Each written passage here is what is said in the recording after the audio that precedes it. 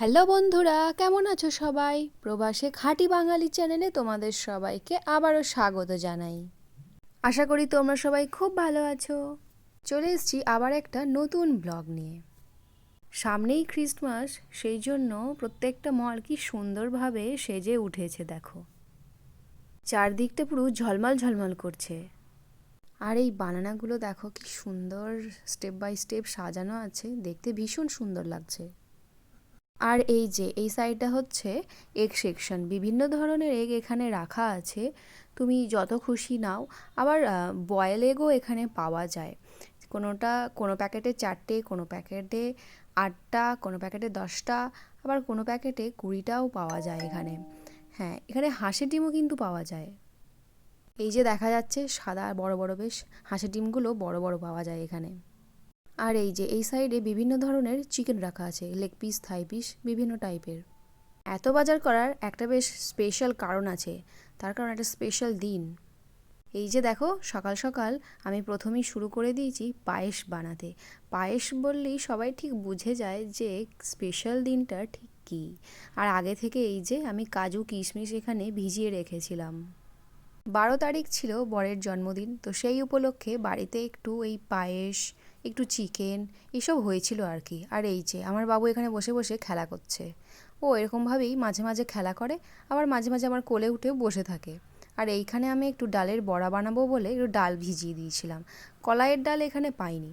আর এই যে চিকেনটা আগের দিন ও স্কিনগুলো ছাড়িয়ে রেখে দিয়েছিল, আমি এখানে একটু নরম করতে দিয়েছি।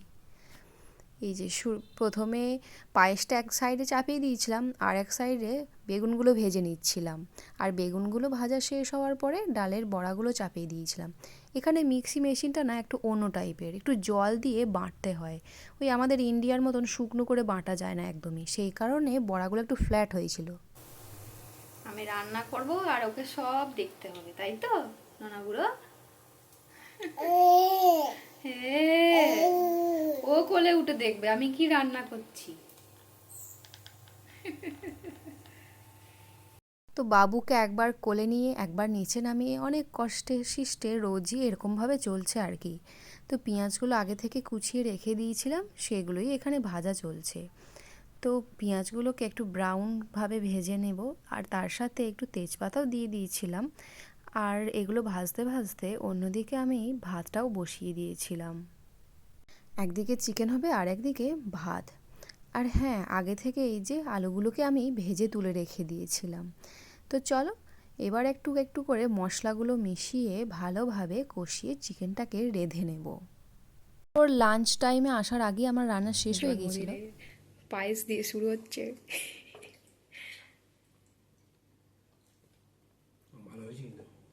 ভালো হয়েছে, বেশ ঠিক আছে, এরপরে আরো আসছে। তো ওরই পছন্দের কিছুটা খাবার আমি রান্না করেছিলাম। এই যে ঝুরঝুরে আলু ভাজা, বেগুন ভাজা, চিকেন কষা আর ডালের বড়া। সব খাবার দাবার দুর্দান্ত হয়েছে। চিকেনও ফাটাফাটি, ভাজার মধ্যে ডাল বড়া দুর্দান্ত, ফাটাফাটি খাবার হয়েছে। পায়েস তো মধ্য পছন্দ হয়েছে জন্মদিনের খাবার। খুব পছন্দ হয়েছে।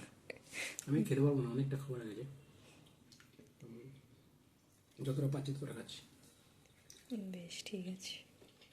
তো কেকটা কাটা হয়েছিল ইভিনিংয়ে। এই যে কি সুন্দর একটা কেক, তাই না? এটা ভিয়েতনামিজ একটা কেক, খেতে ভীষণ টেস্টি। ওপরটা স্লাইড অনেকটা এগ পুডিং টাইপের খেতে ছিল, আর নিচেটা কেক ছিল। ভীষণ সুন্দর একটা কেক। এই যে এখানে ও বাবুকে কোলে নিয়ে কেক কাটিং করবে। প্রথমে বাতিটা লেবা ফু দিয়ে। হ্যাঁ বাবা কি করছে দেখ, এই যা লিপছে না, এই নেমে গেছে নেমে গেছে নেমে গেছে। ও ভালো নিবি দিল কেন? ঢোলটিলো ভালো লাগছিল তো, নিবি দিল, কি অবস্থা। চলো আবার করো, আবার করো। Happy birthday to you, happy happy birthday to you নুনুর বাবা, হ্যাপি বার্থডে টু ইউ। বাবা হাততালি হাততালি হাততালি, না হাততালি দাও। তাই তাই তাই তাই তাই তাই তাই তাই দিদা তাই তাই। ওই এখন পাচ্ছে না, ভাবছে কি করছে এরা দেখি।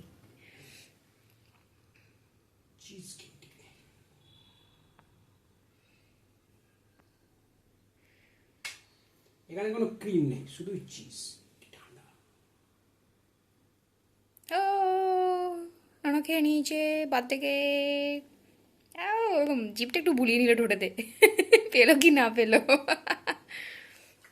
না, দাদা তোমার একটু খাই দিই, তোমার বার্থডে বলে কথা।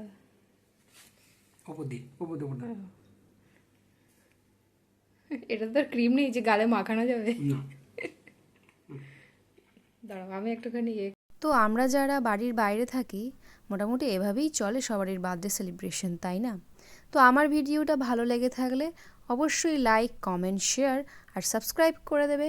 আজকের মতন এখানেই তাহলে, টাটা।